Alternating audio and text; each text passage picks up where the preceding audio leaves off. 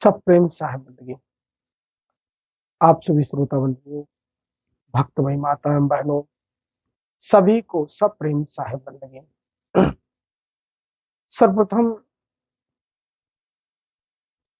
आप सभी को ज्ञात होगा कि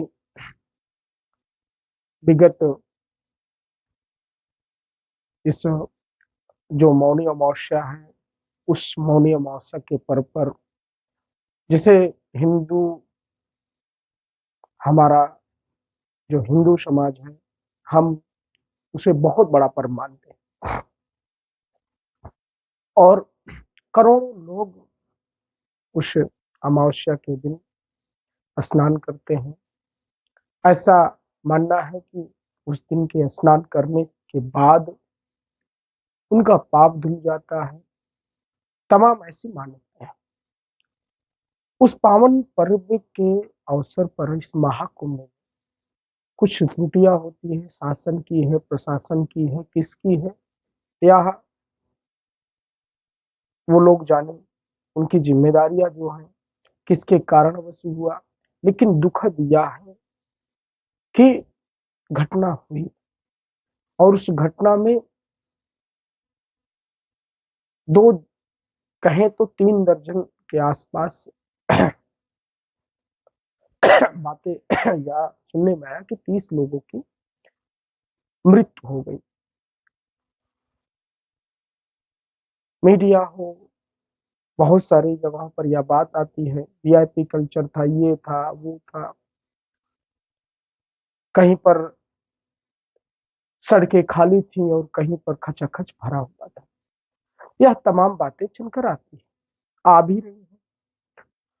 तो इतना बड़ा महापर्व था, कुछ तो आयोजन में कुछ गलतियां हुई, लेकिन किसकी गलती हुई यह कहना अभी सही नहीं, क्योंकि आप जानते होंगे कि जो उत्तर प्रदेश के मुख्यमंत्री हैं वह भी एक संत समाज से आते हैं।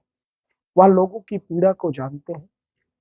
उनके मन में कभी ये विचार नहीं होता कि किसी को ठेस पहुंचे या किसी को तकलीफ हो।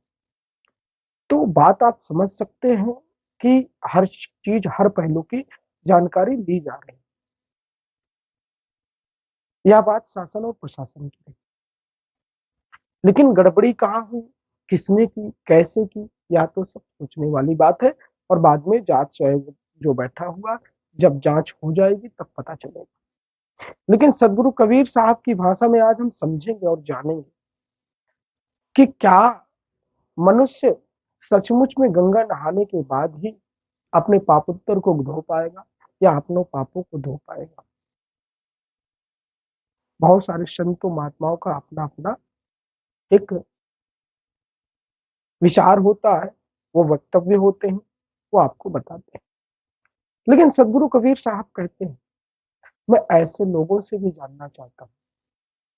बहुत सारे लोग ऐसे हैं जिनके माँ बाप घर में वृद्धा में है, वृद्ध अवस्था में है, वह इतनी तकलीफों को झेल रहे हैं। लेकिन इस गंगा स्नान में लोग सेल्फी और रील बनाते हैं, देख रहे होंगे आप। वह जाकर वहां पर गंगा स्नान कर रहे हैं, तो क्या उनको मुक्ति मिल जाएगी? सदगुरु कबीर साहब कहते हैं ऐसे लोगों को मुक्ति नहीं मिलती। अब ये भी नहीं सच है कि आप पाप करते रहें और पाप करने का ठेका जो बड़े बड़े संत है, बड़े बड़े महाराज, वो ले लेंगे कि आप आइए, हम यहाँ पर गंगा स्नान करेंगे, आपको मुक्ति मिल जाएगी।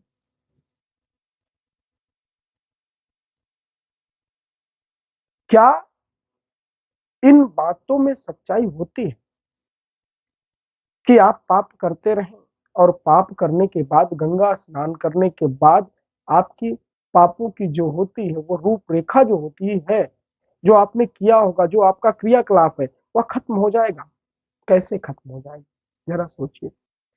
जब मनुष्य जो किसान रूपी होता है, जब अपने खेत में गेहूं को बोता है तो गेहूं ही काटता है, तो क्या वह चना काटेगा, चावल की खेती काटेगा? नहीं काटेगा ना। तो आपके कर्म अगर अकार्मिक है, आपके कर्म गलत है, आपकी दिशा गलत है, और फिर आप एक दिन का चंदन चोंगा लगाकर आप वहां पर दर्शन करते हैं और फोटोबाजी करते हैं, वीडियो बनाते हैं कि सबसे बड़ा भक्त मैं हूं। तो ये तो दिखावा हुआ। मैं किसी की भावनाओं के साथ नहीं ठेस पहुंचाना चाहता, ना उनकी किसी भावनाओं को मैं कहना चाहता हूँ।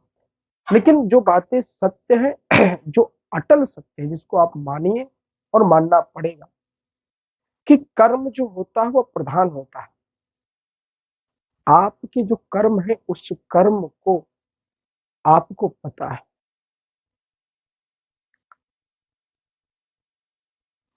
ऐसे तो फिर मगरमच्छ मछलियां जो भी होती हैं गंगा में हरदम है, वो तो उनका तो कब कब का उनका मोक्ष मिल गया होता। प्रथा है, बिल्कुल नहाते हैं, अमावस्या है, पूर्णिमा है, स्नान होता है, उसका एक अलग महत्व है। लेकिन वहां जाने के बाद क्या कभी आपका मन पवित्र हुआ, मन में बदलाव आया, किसी के प्रति ठेस भावना, किसी के प्रति कठोरतम बातें जो करते थे, क्या आपके मन में और आपकी वाणी में वो लचीलापन आया? या किसी के प्रति जो दुर्व्यवहार भावना थी वह खत्म हुई? क्या आपकी वाणी जो है वह उसी प्रकार से किसी को उल्टा सीधा बोलने से जो बोलते थे आप, वह उसमें कम हुआ? नहीं ना। वह विचार करिए, जब आप वहां जाते हैं सब कुछ को खत्म करने के लिए, तो क्या वहां खत्म करके आते हैं? पाप तो वही खत्म होगा जब अपने आपका जब मन पवित्र होता है। कहते ना, जैसे घर में दीपक जलाएंगे ना, जो घर में दीपक जलता है ना, तो बेशक अंधेरा हो, ठीक है, लेकिन घर में दीपक जब जलता है तो बाहर लोगों को पता चलता है कि इसके घर में या इस कमरे में दीपक जल रहा, लाइट जल रही है, उसका प्रकाश प्रतिबिंब बाहर झलकता है। उसी प्रकार मनुष्य के शरीर और मनुष्य के वाणी पर वह प्रतिबिंब झलकता है कि यह मनुष्य किस प्रकार से, इसकी भाषा शैली किस प्रकार से। किसी संत ने एक दिन बहुत ही सुंदर भजन है, इस पे हम चर्चा करेंगे, आप सुनेंगे भी यूट्यूब चैनल के माध्यम से, कि चली है कुल बुरनो गंगा नहा है। ये बहुत ही सुंदर पंक्ति है सदगुरु कबीर साहब की, बहुत अच्छा भजन।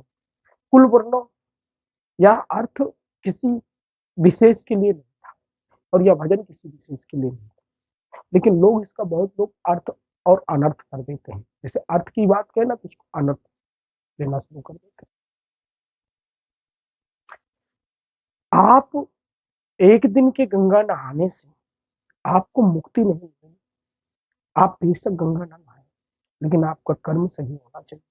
आप बेशक दान दक्षिणा करने में असमर्थ हो, लेकिन आप अपने माता पिता, आपके पास, आपके घर के पास अगर कोई जो दो रोटी खाने का मोहताज हो, अगर उसकी मदद कर दें, तो उससे बड़ी कोई भक्ति नहीं होती, उससे बड़ा कोई कर्म नहीं होता।